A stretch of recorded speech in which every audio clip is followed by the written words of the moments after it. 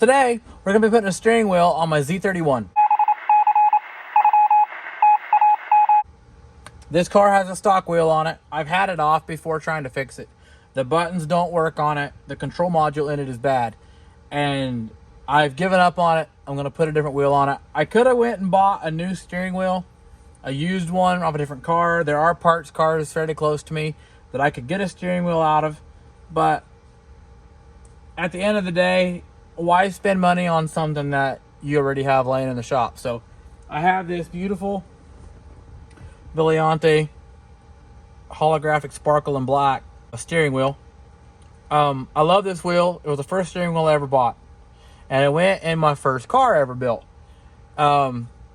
which was a Mazda Speed 6. Those of you that are from Instagram watching this remember that car. But I bought this wheel almost 5 years ago now, and it's still in good shape. It's got a few scratches and dings, but overall it's held up very well. The finish is still amazing on this wheel, and it still looks great. This wheel in my Speed had a Leadrise quick release on it. I don't really want a quick release in this car. The way this car is set up, it's got a law. The pedals are quite far away from the steering wheel. Well, that makes any sense, but when you're sitting in the car, the steering wheel can be very, very, very comfortable and close to you, and you still have your feet stretched all the way out to get to the pedals. So if my wife ever drives this car and the steering wheel is really close, she's gonna have her chin in it trying to reach the pedals. So the quick release takes out almost 3 inches, because there's also the other half of it on here. So it takes, 3 to 4 inches out. I will recommend, though, if you want a quick release on your steering wheel, this is a good one. They're $40 on Amazon. I'll leave a link in the description. I bought this one with that steering wheel, so this is a 5-year-old release. I was in my Speed for 3 years. I daily drove that car. It got pulled off every single time I got in and out of it. It's a great quick release for the money. They're $40. NRG is like over 200. And the big difference is one, it doesn't ding, and two, the NRG, when you pull it off of the car, the collar stays locked back. So when you go to put your steering wheel back on, you don't have to pull the collar back, which is nice, but I don't know if it's worth $160 to me. Yeah, and the ding, it's cool, gotta admit, but kind of overrated. I don't know if I want to pay $160 to hear my hub ding. I know people do, but it's just not me. Great hub. I'll leave a link in the description, though. So what I have is an adapter for a Nissan 240. It's for a 1992, 90 to 98 Nissan 240 SX. And although this is a Z31, it's an 88 model, they run the same spline, so this fits fine. This wheel, like I said, has been off. All this has just been sitting in here. I drove the car today, and I wanted to drive the car today, so I just popped this wheel in here and drove it. So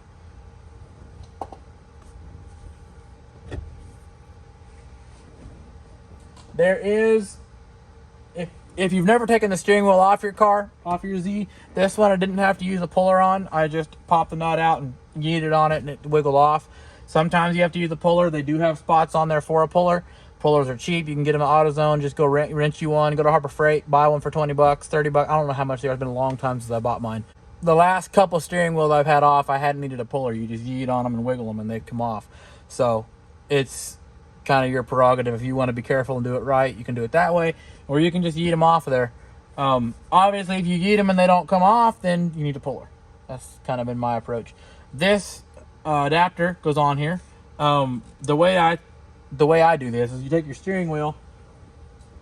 I think this only goes on here 2 ways, maybe only 1 way, but you line the bolt holes on your adapter up with the bolt holes on your steering wheel to find which one is the top bolt, so you know which way the adapter goes on the car. So this one, oh, look at me go. So that lines up. If you put them this way, I know you guys can't see this, but you put them this way, they don't really line up very well. So we'll put them like that. So this bolt hole by the ground wire for the horn is the top. So we're gonna slide this on here like so. I don't have a clock spring in this car. I'm not hooking the horn up either, so this is super simple on this car. Once again, it's just me, just the way I wanted to do this car. My opinion, who needs a horn when you have an exhaust? Who needs to hook the horn up and go through all that when, if I sell this car, I'm going to put the stock wheel back in it, because this wheel's not going anywhere. So, kind of my thinking on it. I'm not getting rid of the wheel, so I don't use a horn. The cruise don't work on this car, and if it does work, the module in the steering wheel that turns it on doesn't function. So I'll probably end up wiring my own switch for the cruise. It has the on and off switch in the dash, and so all I need is a set and cruise kill switch. Okay, so that's gonna work. That's all together and on. Wheel goes next. Oh boy, that's gonna be a problem. So this wheel has a button, a horn button, which I was going to use. It looks like this, but when you put this all together, see, this hangs out the back, and I got a nut and the edge of the stud sitting here into the column, so we have massive clearance issues. Okay, let me think about this. So I guess our next course of action is going to be to wander around the shop, and I'm going to try to make a horn delete plate for this. It'll have to go in the ring, much as I hate that. It's going to look dorky. But if I put it on here, that still hangs out the center of the string like it's more than flush. So that won't work. And I'm not running it open. That looks really ghetto. So we will be hunting down a horn delete plate. I've done this before. It's not my first rodeo. The Miata. This is the Miata steering wheel. It also has a Leadrise quick release on it. Love it. This is also a Villante wheel. This is a horn delete plate I built. I bought a sticker off of eBay for like $3, and I went to Dollar General and bought a dog food bowl for $2.50, and I cut a hole in the dog food bowl the same size as the center of my steering wheel, put this all together and popped it in. And so I took a $40 horn delete plate, made it for under $10 and an hour of work. So it's what you want. If you don't like that and you want a Prisma custom one, then go for it. But just me. So I guess we're gonna wander around the shop, try to find something I can make a horn delete plate out of with this. It will probably be very simple because I don't really want to bling the inside of this car out. I kind of want to keep it OG-ish, just because I like the vibes this car had from the factory. Okay, let's see what we can find. I'm gonna look around here. So we need something generally this size, and preferably plastic, as it's easier to cut and easier to pop in. Let us see what we can find. So this is all trash. That's all being used. I could cut a car tag. Let's not even go there. That's not plastic. And I can't cut it with just a simple knife. Let's go look through this stack. By the way, this is one of my prized possessions. These are Car Shop Glow.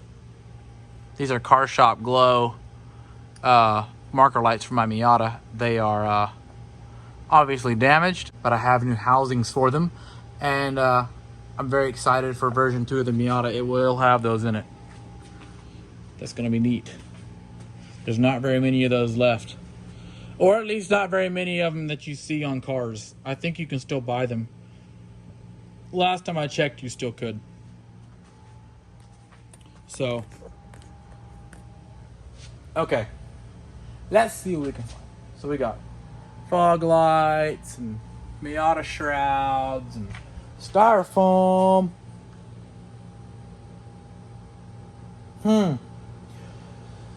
Before I moved, I had an old bumper from one of my trucks that I kept, that I had hacked up a couple times in occasions like this. But when I moved, I said, I'll never need that again. And guess what? Sure be nice if I had it. I cannot tell you how many times I've done that. Screwdriver case, Nissan Z hubcaps, both of which I do not want to part with. Here's a spare shift knob. We are likewise thick boy. I don't know. It doesn't have anything to go in. I had it in my OBS truck back when I had it. Oh, I think I found what I need. This is a tube of tint. And it's got a plastic cap on the bottom. You know what? I might even have a smaller tube of tint that still has the cap in both ends. So I don't have to have one tube that doesn't work. Look at me go. Okay, so this is a tube of tint for my wife's gin.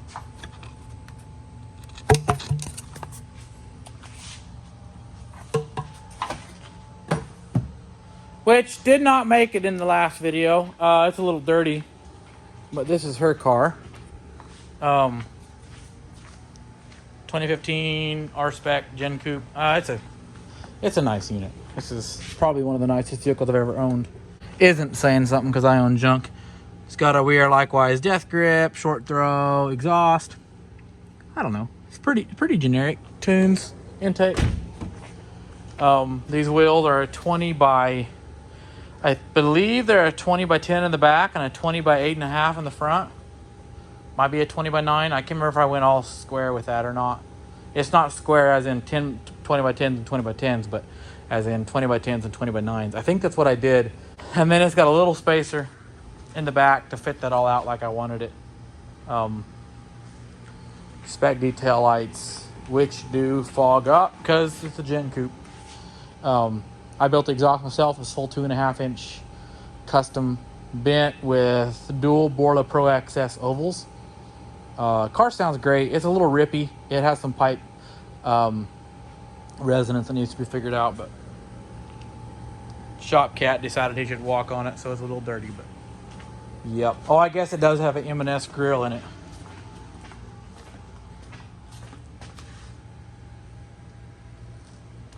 But yeah, this is now you can see this cat. God, I hate that dude. Theory. Hey. Why are you getting on my wife's car? Huh? I ought to boop you for that. Boop. Boop. Boop. He wouldn't be in here if I didn't love him. Okay. Let's get back to the business. So I have this plate, which we are going to put inside this. It will likely get covered in a wrap of some sort to make it black or red or something that I actually might do just a straight red. That might match the paint the best. Preferred cutting method is a 10 snip. Seems to be about the easiest way to cut most anything.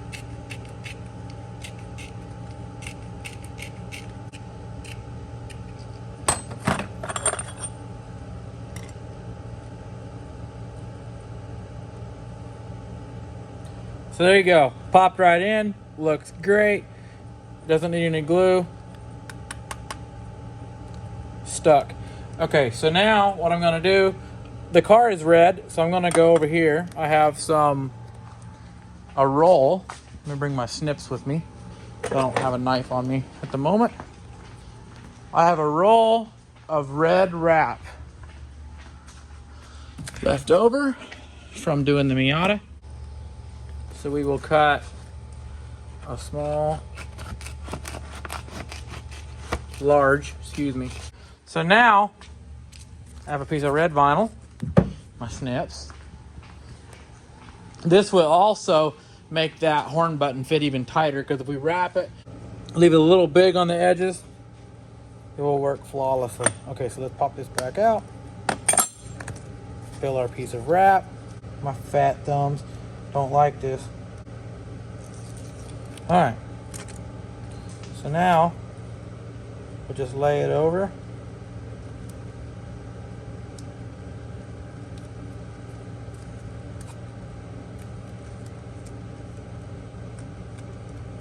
Roll it down around the edges. This stuff is quite thin. This is actually Orifol wrap. It's typically used with custom decals. Like if you get custom graphics made for a commercial reason, typically the person cutting your graphics will use Aura full wrap or vinyl. And I actually bought this off of a shop that went out of business to wrap the Miata. That whole wrap on the Miata cost me about 40 hours. And what did I spend? 80 bucks on it. I think me and my wife did it in about 40 hours. So a lot of work, but considering most people pay about $3 grand for a wrap, it wasn't too bad. Considering we were just trying to cover up its 15 different colors. All right, so here we go. Red dot, stuck in good. Looks great. The back's a little gnarly, but it's gonna be covered up. The back of this will be mashed against the column bolt, so we'll be all right. All right, so here is the wheel. We're gonna take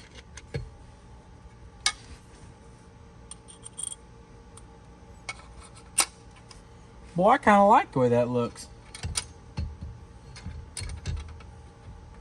So we'll get this bolt started, let it hang there. For those of you that haven't worked on a car before or done mechanic work, if this is your first time or you're thinking about getting into it, good rule of thumb, somebody will yell at you about this at some point, finger tighten everything before you tighten one. Because 9 times out of 10, if you tighten the first bolt all the way down, your second to last or last bolt will be in a bind, if not your second bolt. Most of the time, it just is a problem.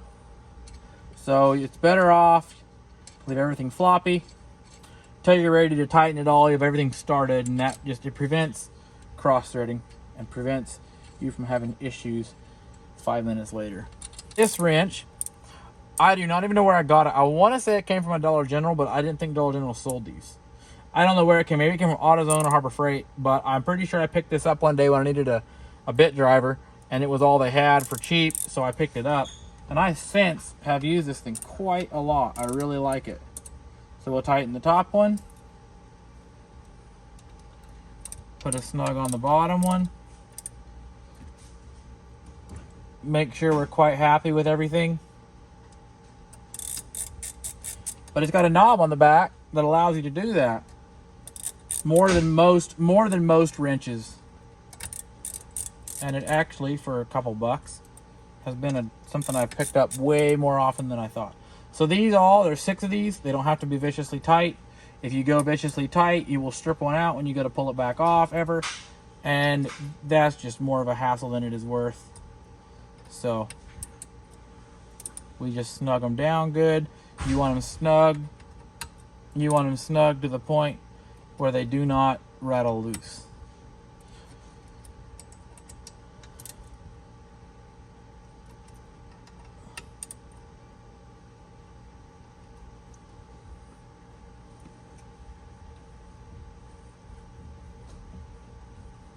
Boy, I like that. Looks really good. So this is the finished product. I am not mad about it. That horn button actually looks kind of cool in here. It matches my Christmas edition We Are Likewise knob. Yeah, I'm tickled.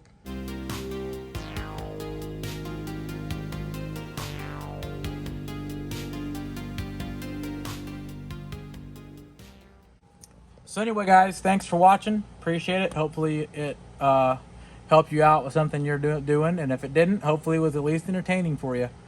Thanks, and see you next time.